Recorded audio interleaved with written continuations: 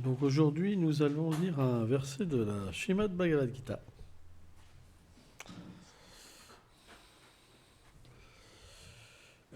Chapitre 8, verset 20. 21, pardon. Avyaktum kshalam ityuktas tam haum paramam gatim yam prapannam nivartantem tadhamam paramam mama. Traduction.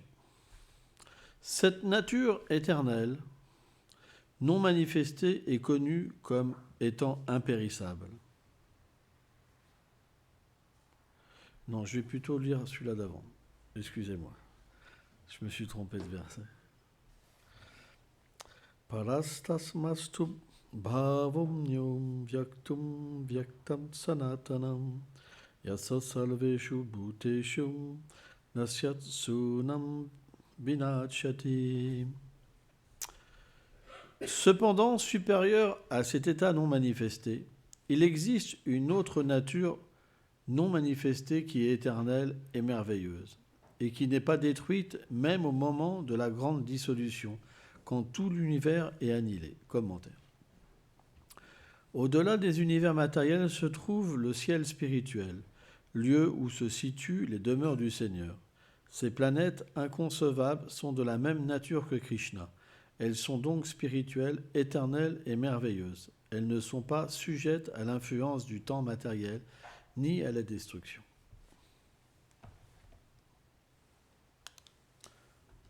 Om Gyano Timilandasya Gyanam Jalam Shalakayo Shakshur Militam Jainam Taisme Shegulave Namaha. Namam Vishnu Padaya Krishna Prestaya Bhutale Shrimate Bhaktivedanta Swamin Nitidamine Namaste Sarasvati Deve Gauravani Pracharine Nilveshesha Sunyavadi Prachachadishataline. Le Seigneur dans la Bhagavad Gita explique dans ce verset Amsavasya Prabhava que tout émane de lui. Tout trouve la source en lui-même, que ce soit les univers matériels ou les planètes spirituelles. Alors pourquoi il y a des planètes éternelles et pourquoi il y a des univers temporaires? C'est parce que l'être a différents désirs. On a tous des désirs différents. Certains veulent vivre avec Dieu, et certains ne veulent pas. C'est un choix. En ce moment, nous sommes dans l'univers matériel, et l'univers matériel est prédominé par Maya Shakti. Maya, c'est l'énergie matérielle illusoire. Et elle est assemblée avec le Jiva Shakti qui est l'âme. En fait, partout l'âme est présente, partout la vie est présente. Mais dans cette configuration, l'âme ne peut pas s'exprimer telle qu'elle est. Elle doit accepter une désignation temporaire, momentanément, pour oublier son lien avec Dieu, pour pouvoir agir indépendamment. Parce que ça ne serait pas possible pour l'âme. C'est comme, par exemple, on voudrait dissocier le fait de respirer et de vivre dans un corps. C'est indissociable. Eh bien, la liaison entre l'âme et l'âme suprême, c'est indissociable. Il faut un élément qui recouvre pour qu'il y ait une condition d'oubli. Alors on va se dire, mais pourquoi? Parce qu'on a ce désir. Donc, une fonction de Dieu, c'est être un père et de combler les désirs, tous les désirs de l'être vivant. Mais pourquoi? Pour que par lui-même, il puisse refaire un bon choix. Car lorsqu'on est coupé de l'âme suprême, c'est comme une braise qu'on sort du feu. On perd la nature du feu, la nature de l'amour. Et cet amour, lorsqu'il entre en contact avec la passion, le Rajaguna, ça altère sa nature. Et ce qu'on appelle Prem, le pur amour, ça devient kama, la concupiscence. Donc on peut comprendre que l'amour dans ce monde, c'est un amour qui est coupé de l'âme suprême, de Krishna. Et donc, cet amour kama, kama, esha, hein, samudbhava, en fait, Krishna explique que cet amour, il est destructeur. Il détruit tout. Parce qu'il n'apporte pas la satisfaction. L'amour de Dieu, comme le Seigneur est sans limite, automatiquement, ça apporte la satisfaction, puisque ça nous permet de devenir, nous aussi, quelque part, sans limite, pour pouvoir goûter cet amour. Mais lorsqu'on quitte ce feu, on devient très limité. Et l'amour qu'on peut expérimenter avec les êtres vivants, c'est trop petit pour nous, et ça apporte une frustration en l'être vivant. Et quand cette frustration devient trop grande, ça apporte la colère, et cette colère, ça entraîne l'illusion de notre vérité. C'est pourquoi dans cette situation, on ne peut pas être satisfait. Vous pouvez faire ce que vous voulez, avoir des milliards, tout le monde a ce même problème. C'est pourquoi il y a ce fameux dicton où on dit que l'argent ne mène pas au bonheur. Vous pouvez être très pauvre et être satisfait en vous-même, comme être très riche et jamais être satisfait. La preuve, des gens vont vivre avec 1 000 euros, 2 000 euros, 3 000 euros, 10 000 euros, ils n'ont jamais assez d'argent. Il faut toujours plus. C'est une réalité. On le sait par nous-mêmes. Si on va gagner plus, on va dépenser plus, on va faire ceci, mais on aura toujours une insatisfaction parce qu'il n'y a jamais assez. Il n'y a jamais assez. Alors que les sages, ceux qui peuvent entrer en eux-mêmes et avoir ce lien avec Dieu, alors ils sont satisfaits. Et au contraire, ils renoncent à ce monde. Donc, c'est paradoxal. Vous comprenez pourquoi on va chercher un plaisir qui va finalement nous amener cette frustration. Parce qu'on n'a pas le choix. On est dans une situation d'oubli. Mais est-ce que l'oubli, ça ne mène pas à la vérité? Lorsqu'on n'est pas bien, qu'est-ce qu'on fait? On cherche une solution. Et si on a fait quelques actes pieux, on va chercher refuge. On va avoir une demande. Je ne sais pas si tu existes. Alors ça reste très basique au début. Je ne sais pas si tu existes. Je ne me suis jamais tourné vers toi. Mais fais quelque chose, s'il te plaît.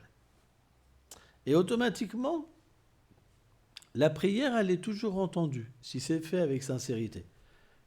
Pas comme un test.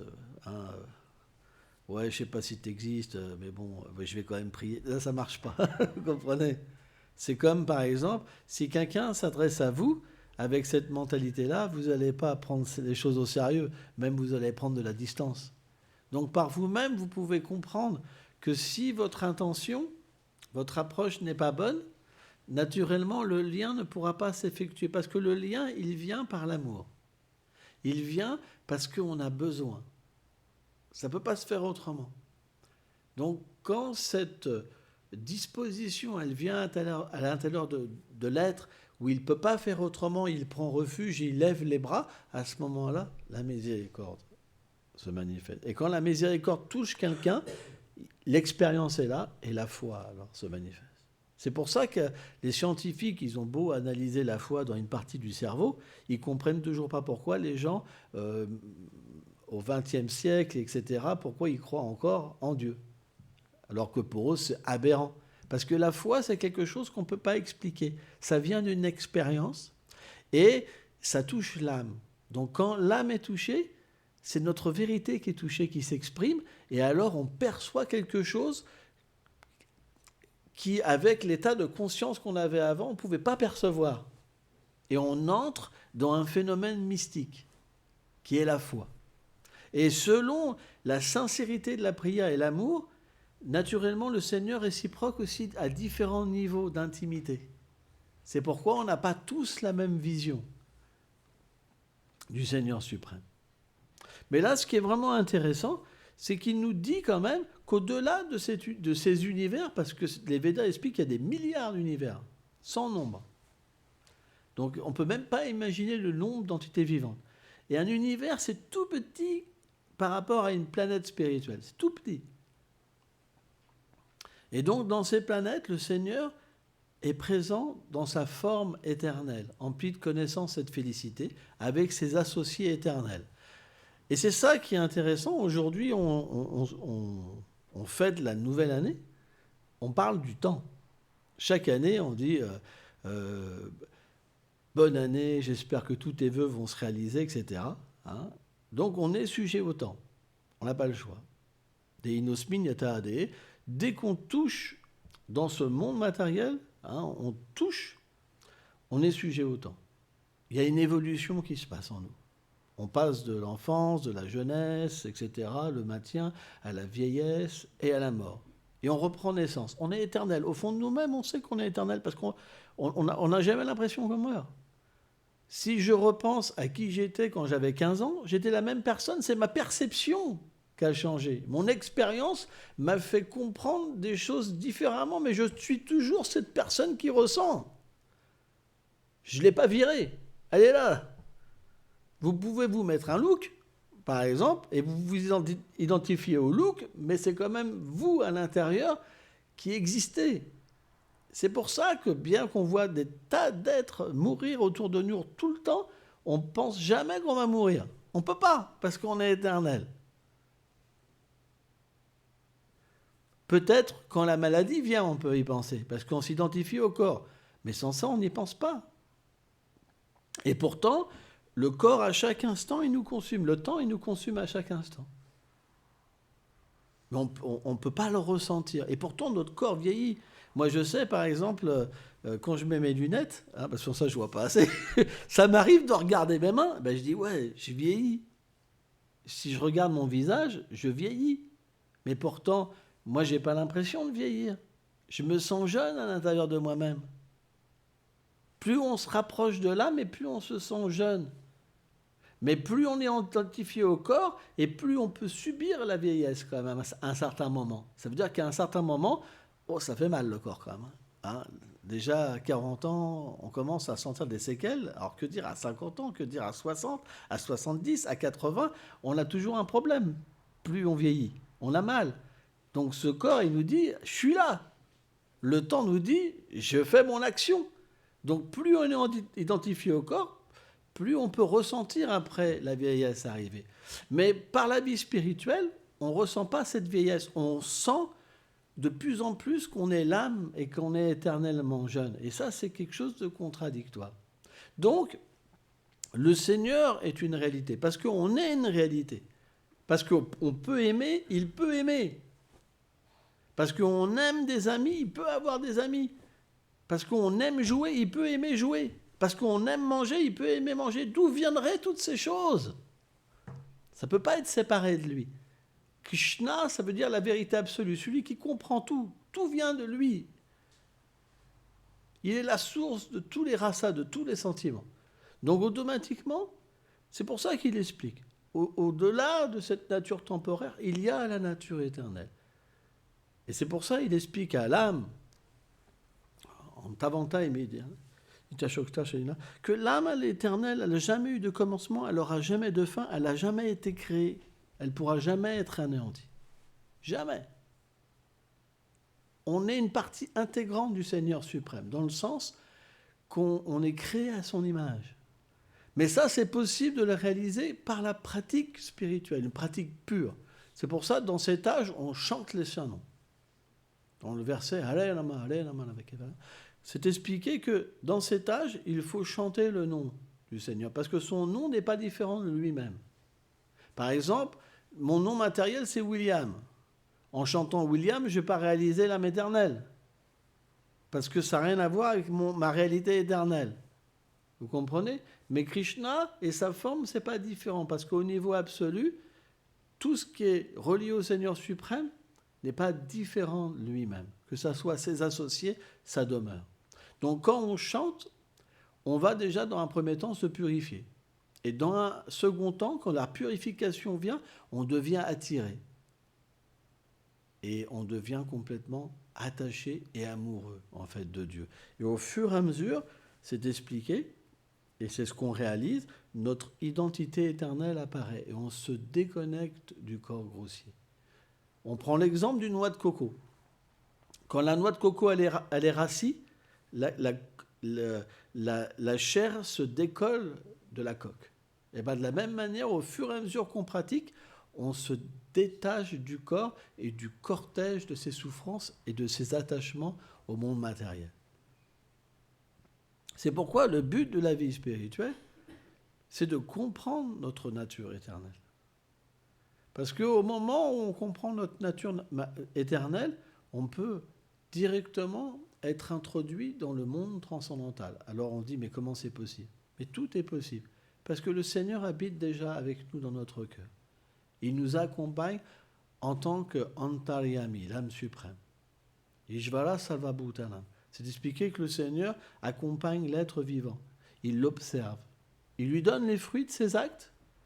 Mais dès qu'il se tourne vers lui, alors comme un ami, il lui révèle ses gloires et le lien éternel qu'ils ont ensemble. Donc à partir de là, c'est expliqué que l'être vivant, il peut avoir une expérience de l'éternité. C'est pas des blagues, c'est bien plus réel de ce qu'on vit ici, parce que ça touche à notre réalité. Et là, on réalise notre sentiment éternel, et alors le désir pur vient. C'est qu'à ce moment-là que le désir pur vient. Avant, il n'est pas pur. Et on parlait juste avant que c'est la prière sincère qui fait la connexion. Quand l'expérience est là, après, le Seigneur, il réciproque toujours selon notre relation éternelle. Par exemple, dans ce monde, il y a des saisons. Et c'est très intéressant. Chaque saison, il y a une sorte de satisfaction. Le printemps, tout fleurit, l'amour fleurit, beaucoup de désirs viennent. Par exemple. Mais dans le monde transcendantal, bien que c'est éternel, c'est expliqué qu'il y a un temps éternel aussi. Il y a 10 saisons dans le monde transcendantal. 10 saisons. Nous, on n'a pas beaucoup de saisons. 4, c'est ça, 4 saisons. Dans le monde transcendantal, il y a 10 saisons. Et ce qui est vraiment intéressant, c'est que dans le monde transcendantal, les saisons existent pour offrir des sentiments aussi.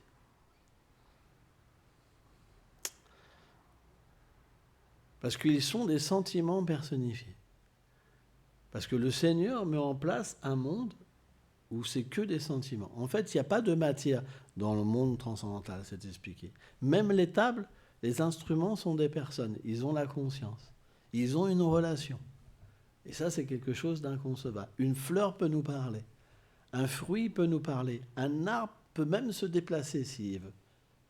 Une pierre, elle peut devenir plus douce que le beurre.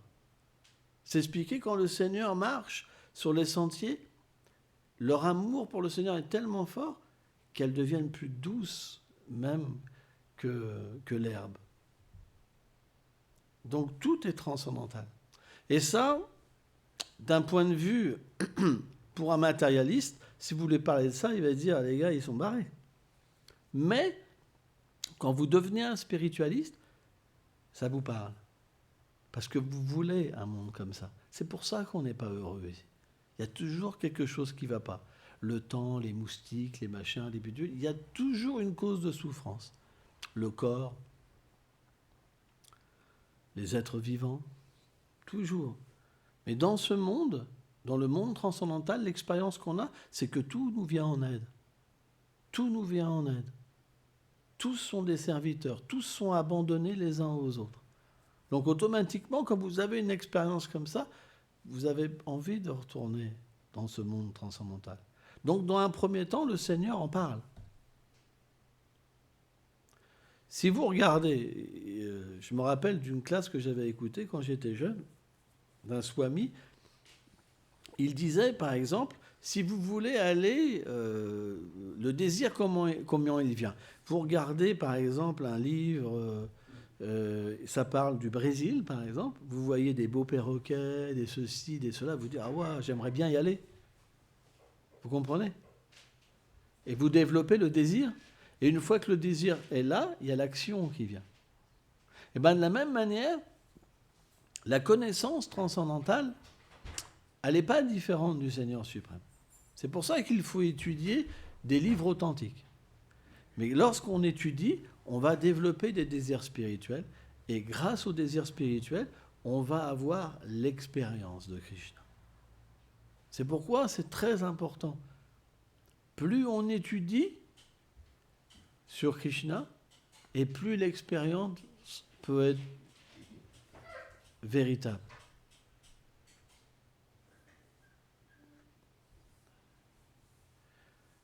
Quand c'est les débuts d'année comme ça,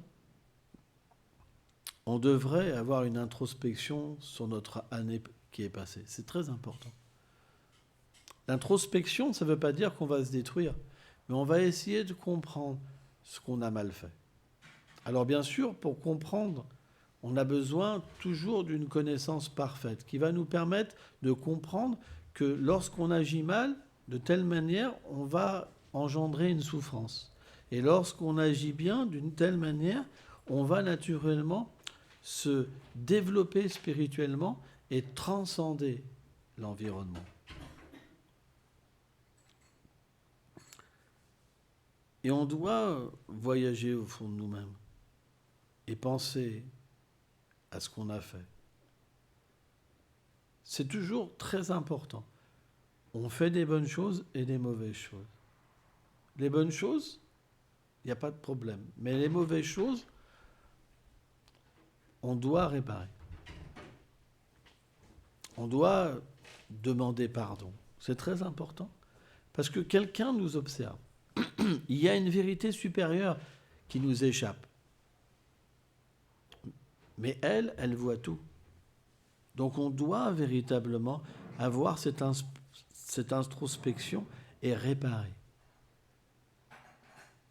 En fait, lorsqu'on répare, lorsqu'on demande pardon, alors on se réconcilie avec notre vérité.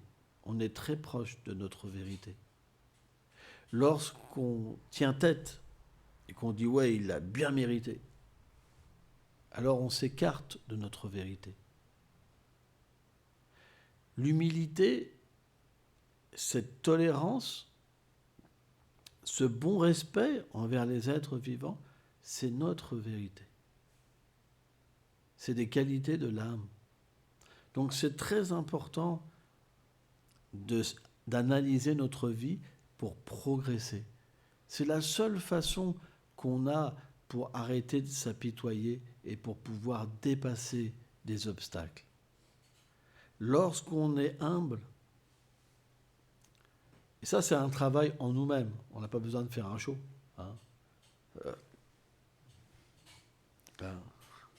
Ça c'est un travail en nous-mêmes. Lorsqu'on est humble, l'aide vient.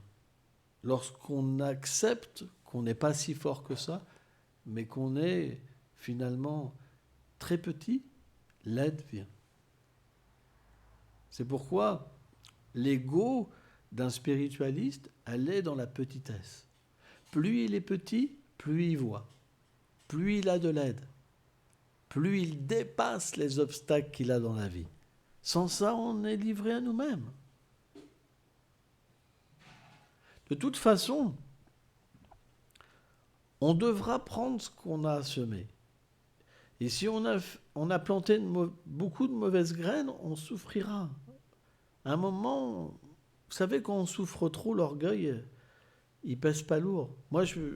On a tous eu des moments dans la vie où on a été coincé par les résultats de nos actes, où c'est devenu tellement difficile de vivre. Mais qu'est-ce qui fait qu'une personne s'en sort ? Qu'est-ce qui fait qu'une personne peut apprendre et se libérer complètement du problème ?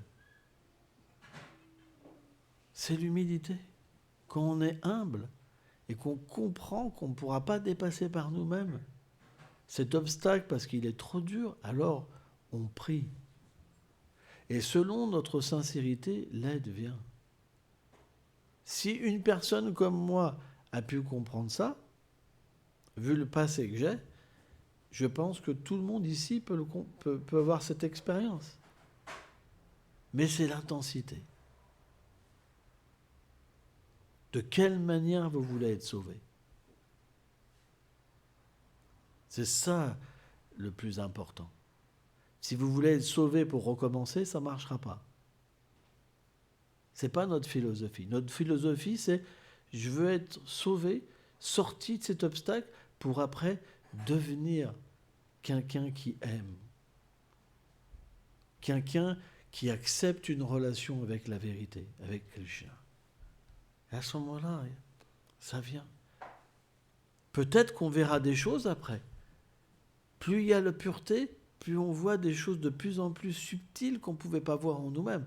Mais quand on le fait une fois, on le fait 2 fois, on le fait 3 fois. C'est de plus en plus facile de s'abandonner et d'être extirpé de cette souffrance.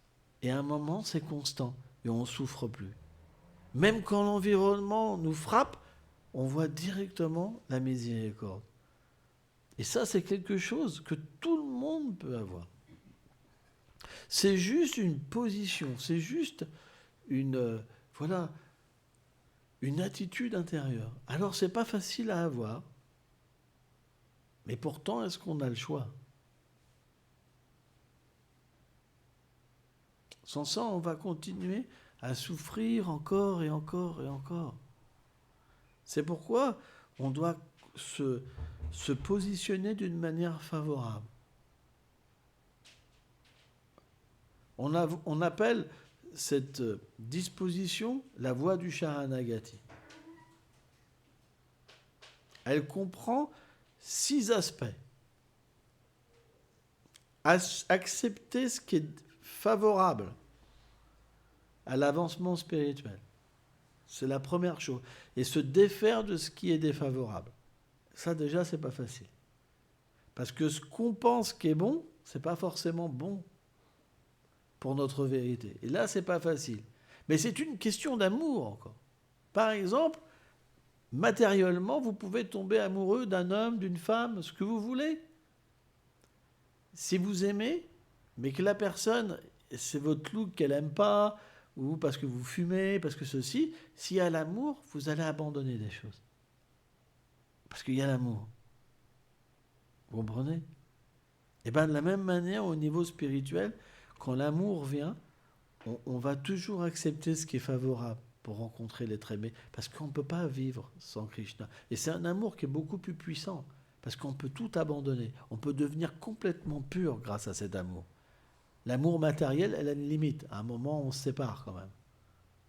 Hein ? Sans ça, le divorce n'existerait pas. Hein ?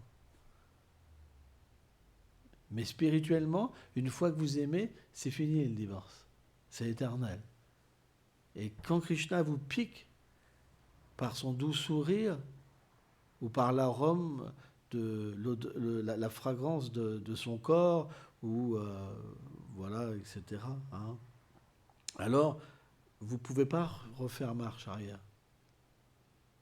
Vous êtes toujours obligé de vous poser la question, mais pourquoi Krishna vient plus ? Pourquoi il vient plus ? Ça tourne en rond dans la tête. Et alors, vous vous mettez à chercher et à abandonner des choses en vous-même, toujours plus, pour pouvoir le revoir. Vous n'avez pas le choix. C'est pour ça que quand Krishna donne ses premières expériences à Ruchi, il y a ce fameux verset, Nada Najam Sundali, on se dépouille de tout, de la gloire, des disciples, des belles femmes, des bels hommes, des richesses, tout.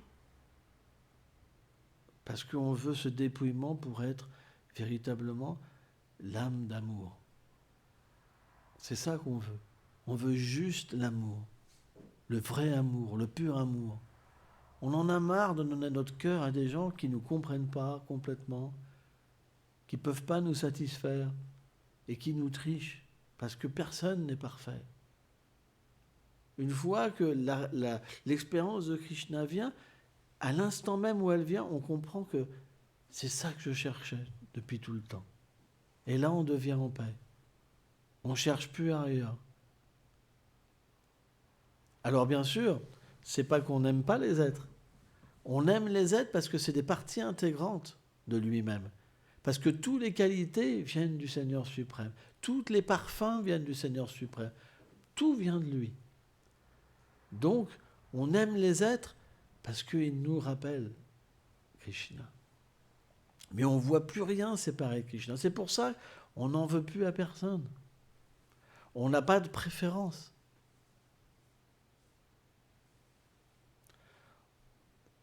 On ne se lamente pas devant la perte, devant le gain, devant la gloire, devant l'opprobre.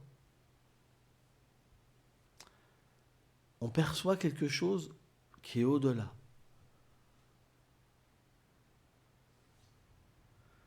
C'est pourquoi le temps s'arrête à ce moment-là. Parce que lorsque l'âme observe, elle n'est plus emportée par le temps. Essayez d'arrêter les gens dans la rue. J'ai pas le temps. Tout le monde est là, à courir. Mais lorsque l'âme s'éveille, alors on perçoit cette folie. Tous les gens courent, et la mort vient, paf, les arrête. Ils reprennent un corps, ils recommencent. Est-ce que c'est ça qu'on désire? Non. On a besoin de s'arrêter. On a besoin d'exister. C'est pour ça qu'on doit chanter le Saint-Nom. C'est très important. Cette nouvelle année, on devrait avoir des vrais désirs spirituels. Ça devrait être un vœu. Cette année, je vais mettre l'emphase sur ma vie spirituelle. Je vais être plus sérieux. Et vous verrez, les résultats vont venir. Les problèmes vont partir. Graduellement. Mais c'est toujours une question de sincérité. Vous avez toujours le pouvoir, au début de la vie spirituelle, de revenir en arrière. Pas après. Après, vous ne pouvez plus. Une fois que l'expérience est là, après c'est fini. Vous ne pouvez plus revenir en arrière. Mais au début, si. Quand ce n'est pas assez fort, l'expérience, on peut revenir en arrière. Mais pas après, c'est pas possible. Donc voilà, on a parlé un petit peu du temps. Et puis voilà, je vous souhaite une bonne année, mais dans le sens que je prie pour que vous puissiez vraiment avoir une noble inspiration. C'est très important. C'est expliqué, un saint de l'Inde, Bhakti-Lachaka Shudev Goswami Maharaj, il disait qu'on peut voir la grandeur d'une personne à son désir. C'est le désir qui fait la grandeur d'une personne. Il n'y a pas plus haut désir que de se réaliser spirituellement. Parce que c'est l'achèvement. C'est la libération de ce monde matériel. Merci beaucoup.